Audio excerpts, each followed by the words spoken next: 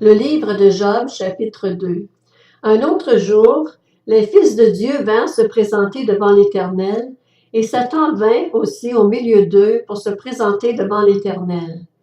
L'Éternel dit à Satan, « D'où viens-tu? » Satan répondit à l'Éternel, « De parcourir la terre et de m'y promener. » L'Éternel dit à Satan, « As-tu remarqué mon serviteur Job? Il n'y a personne comme lui sur la terre.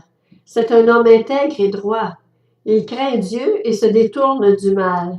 Il persévère dans son intégrité, et c'est sans raison que tu m'incites à le perdre. » Satan répondit à l'Éternel, « Peau contre peau, tout ce qu'un homme possède, il est prêt à l'échanger contre sa vie.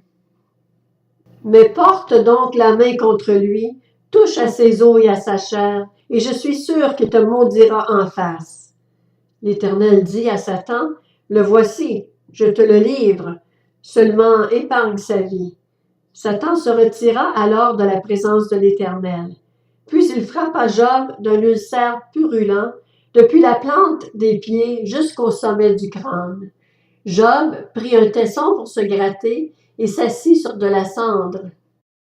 Sa femme lui dit, « Tu persévères dans ton intégrité? Maudis donc Dieu et meurs. » Mais Job lui répondit, « Tu tiens le langage d'une folle. Nous acceptons le bien de la part de Dieu, et nous n'accepterions pas aussi le mal? » Dans tout cela, Job ne pécha pas par ses lèvres.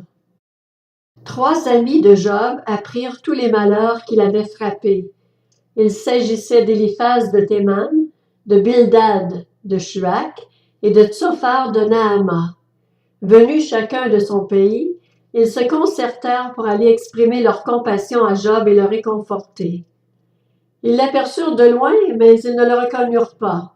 Ils se mirent alors à pleurer tout haut, déchirèrent leurs manteaux et jetèrent de la poussière en l'air au-dessus de leur tête.